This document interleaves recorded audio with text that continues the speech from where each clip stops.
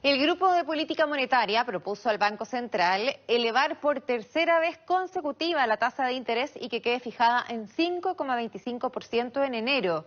Para conversar sobre este tema tomamos contacto con el economista de la Universidad de Chile, Guillermo Lefort. Muchas gracias, Guillermo, por conectarse. ¿Cómo está? Muy buenos días, gracias por la invitación. Gracias a usted por conversar con nosotros sobre un tema que obviamente nos afecta a todos de una u otra manera en esta economía además sobrecalentada y que se tienen que tomar ciertas medidas, ¿no?, para poder hacerle frente. Así es. Así es, la economía está sobrecalentada y la inflación excede por amplio margen la meta. Por lo tanto, el Banco Central ha tenido que actuar para ponerse al día, luego de haber mantenido por largo tiempo una política monetaria muy expansiva. Y en ese sentido, ¿qué es lo que se viene y elevando esta tasa? ¿Qué es lo que se logra controlar y cómo, en definitiva? ¿Qué resultados son los que se esperan? Bueno, hay dos vías a través de las cuales esta alza de tasa actúa. Una es que incrementa el costo del crédito en general, subiendo las tasas de interés, y eso tiende a tener un efecto de contención del gasto, particularmente del gasto de consumo, del gasto privado, que estaba expandiéndose a tasa muy rápida. También de alguna inversión, la que es más sensible a las tasas de interés, por ejemplo, como la inversión asociada a la construcción. Ahora, eso va a ayudar a enfriar la economía. Ya. Y ese efecto inflacionario, obviamente que tiene un contexto que es propio de lo que ha sucedido en nuestro país, pero también internacional, ¿no? Los transportes, etcétera. Acá estamos viviendo una coyuntura compleja en general. ¿Cómo se puede prever en ese sentido con ambas dinámicas distintas lo que se viene para este año, ¿no? Después de 2 años que han sido bien complejos. Bueno, el segundo canal a través del cual la política monetaria actúa es el tipo de cambio. Nosotros tenemos un contexto de tipo de cambio flexible, de tal manera que una tasa de interés más alta tiende a atraer capitales y a reducir el tipo de cambio. Y de esa manera podemos amortiguar los efectos de la inflación internacional. Esto no estaba sucediendo en Chile, no ha estado sucediendo en Chile hasta aquí con el tipo de cambio que ha subido bastante. Pero en las últimas semanas ha vuelto a reducirse con estas alzas de tasas de interés adicionales. Probablemente veamos algún tipo de retroceso adicional.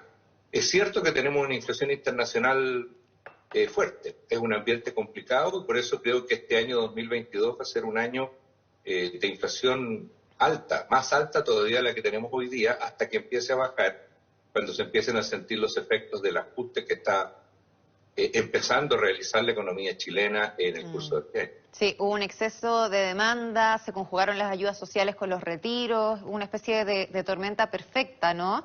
Y en ese sentido, bueno, también la inflación afecta a todo, en este caso a la vivienda. Hay mucha gente que había ahorrado para comprarse un departamento, por ejemplo, que tuvieron que postergarlo en definitiva y seguir arrendando. En ese sentido, créditos, etcétera, ¿cómo se viene la mano? Bueno, yo creo que esa es parte del ajuste, la parte más complicada, y tiene mucho que ver con lo que fueron los retiros de fondos y el problema que se causó en el funcionamiento del sistema financiero, que llevó a cortar los plazos del crédito y también a aumentar fuertemente las tasas de interés. Eso hace difícil comprarse la vivienda en las actuales circunstancias. Pero el proceso de ajuste debería durar algún tiempo y tal vez ya en 2023 podamos empezar a ver algún alivio de tasas de interés, siempre y cuando veamos un ajuste fiscal, es decir, una reducción del fuerte déficit a lo que nos ha llevado la pandemia y una contención de lo que ha sido el incremento de endeudamiento público. Eso también es muy importante para que las tasas de interés de largo plazo no continúen subiendo o tan elevadas. ¿Y el empleo debiese aumentar o mejorar tomando en cuenta que ya no se cuenta para la redundancia, ¿no?, con esta liquidez extra que dieron los retiros más las ayudas? Porque hay mucha gente que no se ha vuelto a incorporar. El efecto sobre el empleo yo creo que va a ser doble. Digamos, por una parte, todavía el IFE laboral funciona y la economía todavía sigue recuperándose y algunos sectores reactivándose, y eso va a ayudar a incrementar el empleo.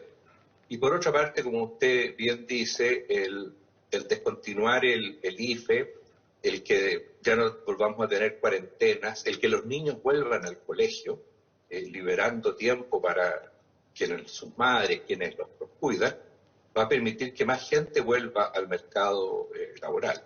Eso va a facilitar algún incremento del empleo, pero también se va a ver como un incremento en la tasa de desempleo, porque encontrar empleo, toda la gente que va a empezar a buscarlo no va a ser tan fácil.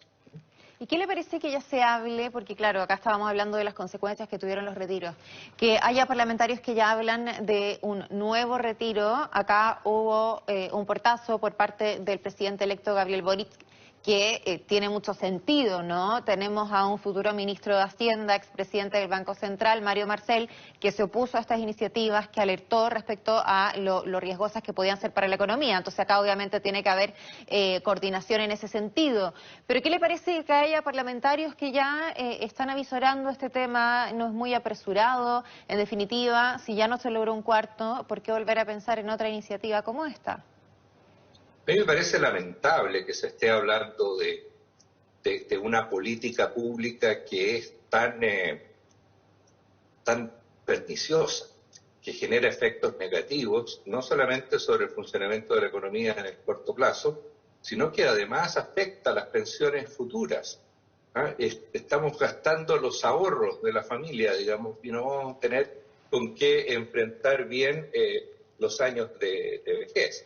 En ese sentido, los retiros son una política tremendamente inconveniente, deben ser eliminados, dejados de lado, aunque van a seguir siendo defendidas por algunos por un efecto populismo, porque ciertamente el permitirlo genera algún nivel de popularidad, algún nivel de apoyo por quienes están dispuestos a hacer cualquier cosa con sus fondos.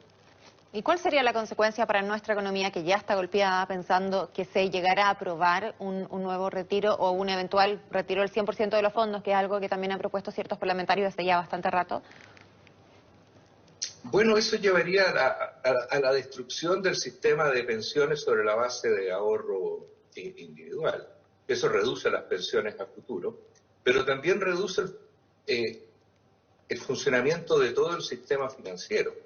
Con esos ahorros estamos financiando inversión, con esos ahorros estamos financiando créditos hipotecarios.